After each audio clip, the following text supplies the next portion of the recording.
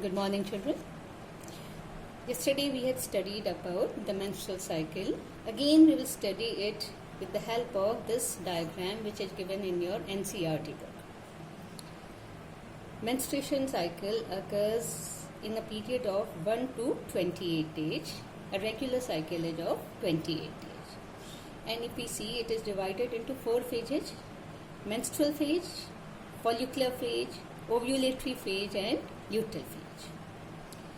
What is menstrual phase? Menstrual phase is the loss of blood from the female's vagina if the pregnancy does not occur or the implantation does not occur. So the endometrium lining breaks off and the unfertilized ova also comes out through the vagina of the female. So it mostly lasts for 1 to 50. Now for the further pregnancy, this endometrium lining has to be regenerated. This is the uterus part. Now second is what happens in the ovary. In the ovary, the ovum has to be formed. And if you remember, in the fetus, the primary oocyte was formed or primary follicle was formed, but it was arrested at the stage of prophase 1. And the further development takes place only after puberty. And one primary follicle develops into mature follicle and the ovum is released one in a month. So one of the ovary produces one ovum in 1 month. Now this primary follicle is arrested at prophase 1. So how the further development will trigger? This will occur through the endocrine system or the hormones released by the endocrine system.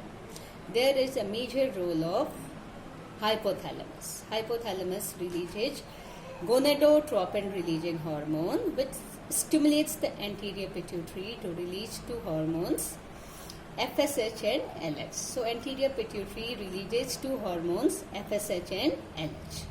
Now this FSH helps in the development of the primary follicle into mature follicle or Graafian follicle and the ovum is released. So FSH helps in follicle development, or that's why it is known as follicle stimulating hormone. Second function of the follicles which are produced outside the oocyte, their function is to produce estrogen. And estrogen helps in developing the endometrium lining. So this stage occurs till the 23rd day. Mostly in a 28-day cycle, on the 14th day, ovulation occurs. During ovulation, the amount of FSH also increases and there is a major role of the LH or luteinizing hormone.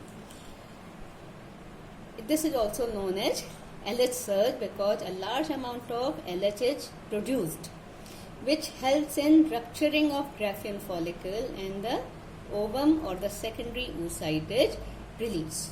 So ovulatory phase is on the 14th day of the menstrual cycle. And after that is your luteal phase. Luteal phase means it is related to your luteinizing hormone. The luteinizing hormone converts your ruptured Graafian follicle into corpus luteum or yellow body. Now what is the function of corpus luteum? It produces the hormone progesterone which helps in maintaining the endometrium lining for further implantation of the fetus.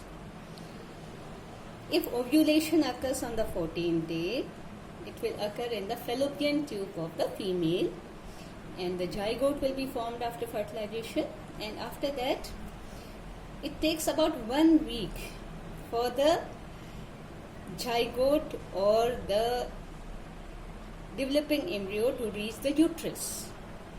So the progesterone will maintain the endometrium lining for 10 to 14 days.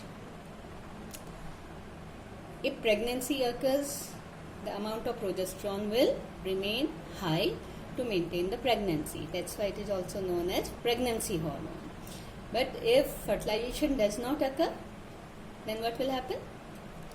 This progesterone will decrease because this corpus luteum will degenerate and will change into corpus albicans. Now, no progesterone will be released. So, progesterone helps in maintaining the endometrium lining. So, the endometrium lining will again degenerate in the form of menstrual cycle.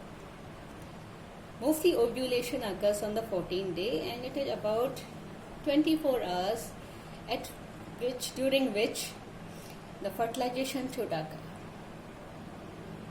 So, if fertilization does not occur, the endometrium lining will break off in the form of the menstrual flow. So, this cycle occurs in the interval of 28 days. And so, there is the role of the uterus, the ovary, and the hormones. Hormones are released by the pituitary gland, and hormones are released by the ovary also. These are estrogen and progesterone, FSH and LH from the pituitary gland. So these are the main events which occur during the menstrual cycle. I hope you have understood, because we have studied this chapter yesterday also, and your concept should be very clear, because it is one of the very important questions regarding your exams. Thank you.